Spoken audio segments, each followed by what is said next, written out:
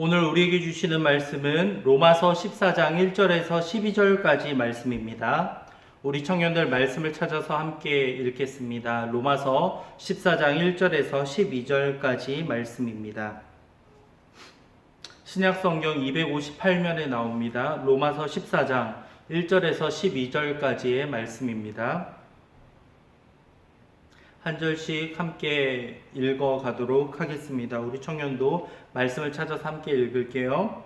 읽겠습니다. 14장 1절입니다. 믿음이 연약한 자를 너희가 받되 그의 의견을 비판하지 말라. 어떤 사람은 모든 것을 먹을 만한 믿음이 있고 믿음이 연약한 자는 채소만 먹느니라. 먹는 자는 먹지 않는 자를 업신 여기지 말고 먹지 않는 자는 먹는 자를 비판하지 말라. 이는 하나님이 그를 받으셨음이라. 남의 하인을 비판하는 너는 누구냐? 그가 서 있는 것이나 넘어지는 것이 자기 주인에게 있음에 그가 세움을 받으리니 이는 그를 세우시는 권능이 주께 있음이라. 어떤 사람은 이 날을 저 날보다 낮게 여기고 어떤 사람은 모든 날을 같게 여기나니 각각 자기 마음으로 확증할지니라.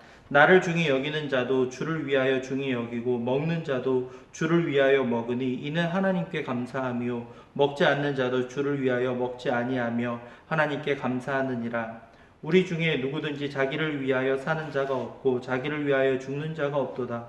우리가 살아도 주를 위하여 살고 죽어도 주를 위하여 죽나니 그러므로 사나 죽으나 우리는 주의 것이로다.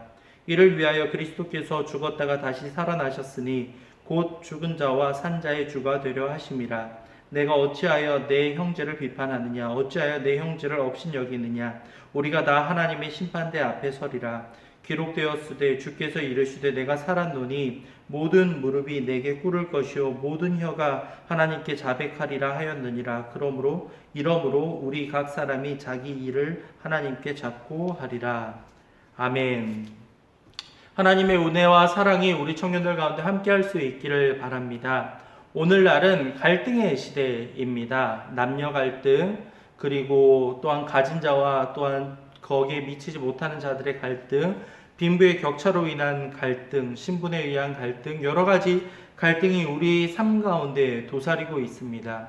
하나님께서는 우리에게 주어져 있는 이 공동체를 하나 되게 하시고 그 가운데에서 아름답게 이렇게 이루어 가기를 원하시지만 우리는 다른 사람과 비교하는 마음, 질투하는 마음들, 그리고 여러 가지 또한 남보다 내가 높다라고 생각하는 그런 우월감 등으로 인하여서 우리의 사이는 갈등과 비교와 그리고 여러 가지 어려움 가운데 처해 있는 것이 오늘날의 현실인 것 같습니다. 오늘 우리 사회에 여러 가지 등장하는 뉴스들만 보더라도 갑질 논란이나 여러 가지 상황들로 인하여서 불공정한 상황으로 인한 여러 가지 하소연들, 여러 가지 억울한 일을 경험하는 상황들을 보면 우리도 참 분노할 때가 많은 것 같습니다. 이러한 분노들과 상황들은 우리를 점점 하나 되는 것으로부터 멀어지게 만들고 나와 비슷한 상황에 있는 사람과는 더 큰 공감을, 나와 다른 사람은 차별과 역차별과 무시와 혹은 또한 그 맹비난을 함으로써 여러 가지 갈등이 점점 커져가는 모습들을 우리는 만날 수 있습니다. 오늘 말씀의 배경이 되는 로마 교회 상황들도 비슷했던 것 같습니다. 로마 교회는 심각한 논쟁거리들이 있었고 이를 인하여서 서로 비판하는 가운데 있었습니다. 2절과 3절을 다시 보겠습니다. 2절과 3절입니다. 어떤 사람은 모든 것을 먹을 만한 믿음이 있고 믿음이 연약한 자는 채소만 먹느니라. 먹는 자는 먹지 않는 자를 업신 여기지 말고 먹지 않는 자는 먹는 자를 비판하지 말라. 이는 하나님이 그를 받으셨음이라. 로마 교회 당시에는 그 상황 가운데 어떤 일들이 있었냐면요. 로마인들은 우상에게 바친 고기가 이제 시장에 2차적으로 유통되는 경우들이 많았다고 합니다. 고기를 먹는 것 자체, 그리고 우상에게 드렸다라는 것, 여러 가지 명분 때문에 유대인들에게는 그 고기 자체가 아니라 그것이 어디에 드려졌느냐를 이게 되게 중요하게 여겼던 거죠.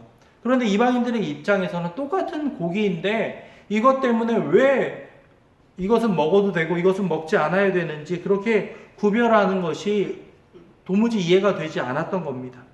유대인들은 그 고기를 먹고 있는 이방인들을 향하여서 비판을 하였고 또한 이방인들 역시 유대인들에게 너무 저렇게 살아가는 것이 무슨 의미가 있는가 상호 논쟁과 비방이 끊이지 않고 있었던 겁니다. 유대인들의 음식의 전통을 지키는 자들은 이 전통을 이어가는 것이 하나님 나라의 백성으로서의 진정한 모습이다 라고 이야기를 했었고, 이방인들은 똑같은 음식인데 무슨 의미가 있는가, 그냥 내가 돈 주고 사 먹는 음식이니 그 음식 자체에는 의미가 없다라고 이렇게 여겼던 거죠. 이뿐만이 아닙니다. 5절과 6절을 보면요, 이날은 의미 있는 날이고 저날은 의미가 없는 날이다 하면서 어떤 특정한 날에 대해서 중요하게 여기는 그러한 모습과 그렇지 않는 사람 사이에 갈등이 있었던 겁니다. 유대인들 중에는 구약에 나오는 절기를 중시하고 그 월삭이나 금식일 이런 것들을 지키며 살아가는 이들이 있었는데, 이방인들은 상대적으로 그 날의 의미도 잘 모르고 지키는 경우도 없었기 때문에 유대인들 같은 경우에는, 유대인 그리스도인들 같은 경우에는 당시 그냥 유대인, 예수님을 믿지 않는 사람이 아니라 유대인 출신으로서의 그리스도인들은 그래도 이러한 절기를 지켜야 한다라는 사람들이 있었고, 이방인들 같은 경우에는 그러한 절기를 지킬 필요가 없다라고 하면서 이러한 갈등들이 있었던 겁니다. 오늘날도 마찬가지겠죠. 교회에서 여러 가지 상황들, 그리고 일상생활을 하는 가운데 왜 이것을 꼭 지켜야 되는가? 이것은 꼭 중요하지 않아도 되는 거 아닌가라고 하면서 여러 가지 갈등의 요인들이 참 많은 것 같습니다. 갈등의 요소들이 있겠죠. 그런 가운데에서 과연 성경은 우리에게 뭐라고 말하는지 공통적으로 나오는 부분들이 있는데요. 먼저 1절 말씀을 보면요. 그러므로 형제들아 내가 14장 1절이죠. 다시 한번 읽겠습니다. 믿음이 연약한 자를 너희가 봤되 그의 의견을 뭐라고요? 첫 번째, 비판하지 말라라고 말하고 있고요.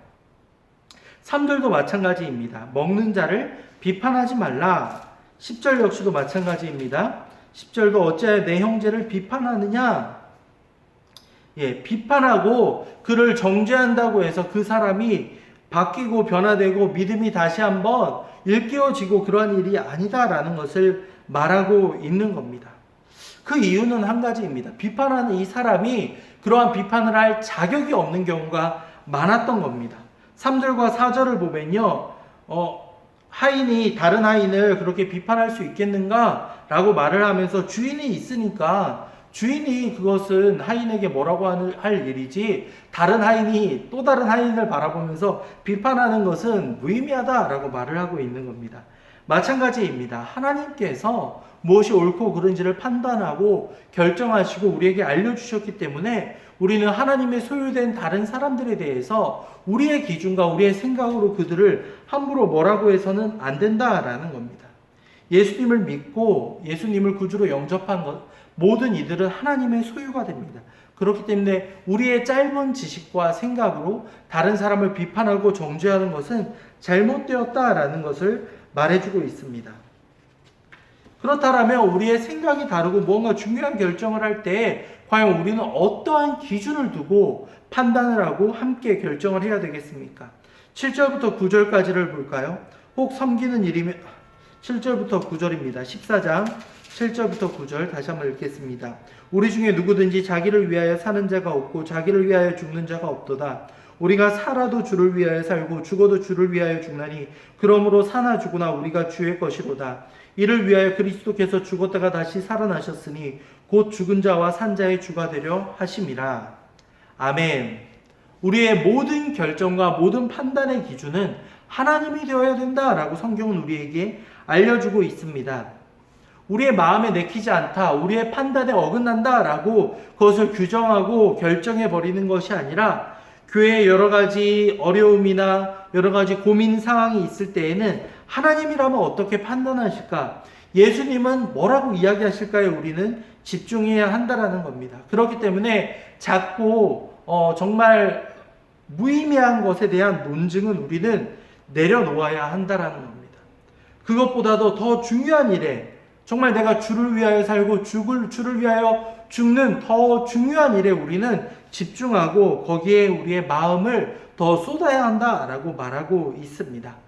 사소한 것으로 인해서 혹시라도 우리 공동체 안에서, 교회 안에서, 아니면 여러분이 속한 직장이나 학교에서 갈등이 있다면 그것이 정말 우리 공동체에 중요한 영향을 끼칠 수 있는 건지, 아니면 무의미한 것으로 내가 조금 양보해도 지나갈 수 있는 일인지 우리는 판단할 수 있어야 되겠습니다. 마지막 10절에서 12절을 보면요, 그 모든 책임이 우리에게 있다라고 말하고 있어요. 내가 어찌하여 내 형제를 비판하느냐, 어찌하여 내 형제를 업신 여기느냐, 우리가 다 하나님의 심판대 앞에 서리라. 기록되었으되 주께서 이르시되 내가 살았노니 모든 무릎이 내게 꿇을 것이요 모든 혀가 하나님께 자백하리라 하였느니라. 이러므로 우리 각 사람이 자기 일을 하나님께 직보하리라. 비판하고 판단하고 정죄하는 것, 이 모든 것이 우리가 하나님 앞에서 자백해야 한다라고 성경은 말하고 있습니다.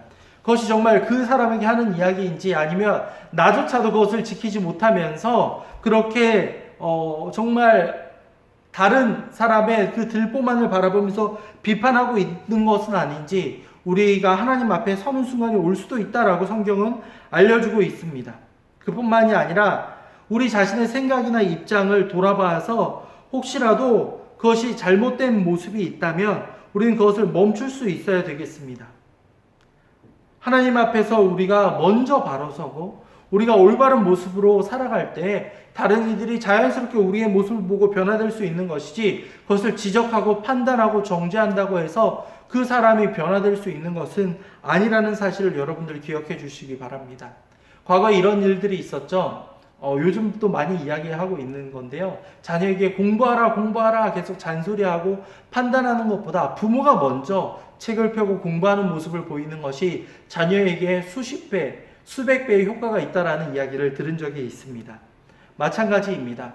우리의 삶이 다른 이에게 진정한 모범이 되고 그리고 하나님의 뜻에 합당해진다면 다른 것을 지적하고 정죄하지 않아도 다른 사람들이 자연스럽게 우리의 모습을 보고 닮아가고 본받으려고 한다는 사실을 여러분들 기억해 주시기 바랍니다. 비판하는 그 비판이 언젠가 우리 자신에게 돌아올 수 있다라는 성경의 가르침을 여러분들 꼭 기억해 주시기 바랍니다. 누군가를 정죄하고 판단하기에 앞서 우리 자신을 돌아보며 그들을 위해서 기도하고 우리가 조금 더 바로 설 수 있는 우리 청년들이 될 수 있기를 간절히 소망합니다. 오늘 말씀을 통해 비판하는 것을 멈춰야 된다는 사실과 그러한 비판이 다른 이에게 오히려 갈등을 유발할 수 있다는 것을 우리는 깨달을 수 있었습니다. 다른 이를 이해하고 품어주고 우리가 더욱더 올바른 모습으로 서갈 때 그것이 바로 하나님을 위해서 살고 하나님을 위해서 죽는 모습이라는 사실을 기억할 수 있는 우리 청년들이 될 수 있기를 간절히 바랍니다. 기도하겠습니다. 사랑과 자비가 넘치시는 하나님 아버지, 수천 년 전 로마교회에 있었던 갈등의 모습이 오늘을 살아가는 우리에게도 똑같이 재현되고 있지는 않습니까? 우리의 조금 나은 모습 때문에 누군가를 판단하고 정죄했다라면 그 모든 비판들을 내려놓고 하나님의 뜻을 구하며 더 높은 가치를 바라볼 수 있는 우리 청년들이 되도록 주님 인도해 주시옵소서. 우리 삶을 조금 더 온전하게 하나님께 드리며 나아갈 때 다른 이들이 우리의 모습을 보면서 스스로 부끄럽게 여기며 변화될 수 있다는 사실을 기억하도록 주님 도와주시옵소서. 감사합니다. 이 모든 말씀 주 예수 그리스도의 이름으로 기도하였습니다. 아멘. 하나님의 복을 받습니다. 주 예수 그리스도의 은혜와 하나님의 사랑과 성령의 교통하심이 다른 이를 비판하지 않고 그들을 품어주며 온전히 본이 되기 원하는 모든 청년들 위해 지금으로부터 영원까지 함께 있을지어다. 아멘. 청년부 예배를 마칩니다. 모두 수고 많았습니다. 비가 내리고 있네요. 우리 청년들 여러 가지 분주한 마음들 또한 쫓기는 마음들이 있더라도 내일까지 보통 쉬죠.